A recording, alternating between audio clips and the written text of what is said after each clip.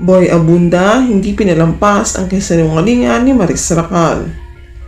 Kahapon nga, December 6, 2024, naglabas na ng statement ang aktres na si Maris Racal hinggil sa issue nila ni Anthony Jennings at ni Jamela Villanueva. Inisa-isa ni Maris kung paano nagsimula ang lahat ng tungkol sa kanila ni Anthony.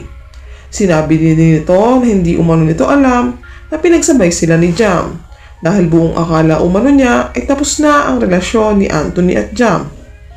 Samantala, sa naging pahayag na ito ni Maris, marami ang nagsasabing ginawa umano ito ni Maris para masave ang karir niya. Dahil na din sa endorsement na binabitawan na siya dahil ayaw ng mga ito na masira ang image ng kanilang brand kung saan si Maris ang endorser. Nagbigay din ng opinyon o saloobin si Tito Boy Abunda hinggil sa statement ni Maris Racal. Meron kayong exchange ng text messages ni Anthony na, "Can you delete screenshots and messages?" Sagot ni Anthony, "Alam mo, hindi po naman ako nagdi-delete. This is para praising it, sabi mo, pero gets mo kung bakit kailangan nating mag-delete."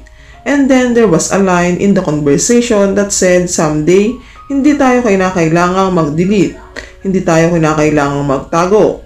So to say that you didn't have anything knowledge that they were still together. Medyo kino-question ko yun as an audience, as a commentator sa ad ni Tito Boy Abunda.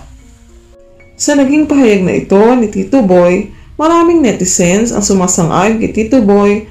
Ayon pa sa ilan, ito siguro umano ang utos ng manager ni Maris upang siguraduhin maging malinis ang pangalan ni Maris sa publiko.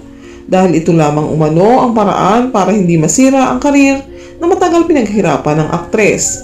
Kaya ayon sa ilan, bago umano gumawa ng isang bagay na alam niyang maaaring makasira sa kanya, isipin muna umano bago gawin.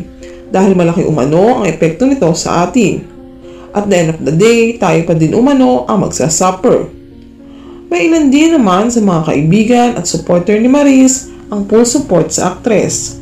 Alam umano nilang malalampasan din ito ni Maris, nagkamali lamang umano si Maris at lahat umano ng tao nagkakamali. Nagmahal lamang umano ito. Sana umano ay magbasta husgahan at alimin muna ang side ng bawat isa. Maging si Anthony Jennings ay nagsalita na din at inamin ito na nagkamali siya. Humingi ito ng tawad sa dalawang babaeng nasira ang pangalan dahil sa kanya. Kina Maris Racal at Jamela Villanueva, sorry. Ayon pa sa source, sa ngayon umano ay sariwa pa ang lahat, nagmamove forward pa umano ang mga ito, hindi umano madali ngunit alam umano nilang magiging maayos din ang lahat in the right time.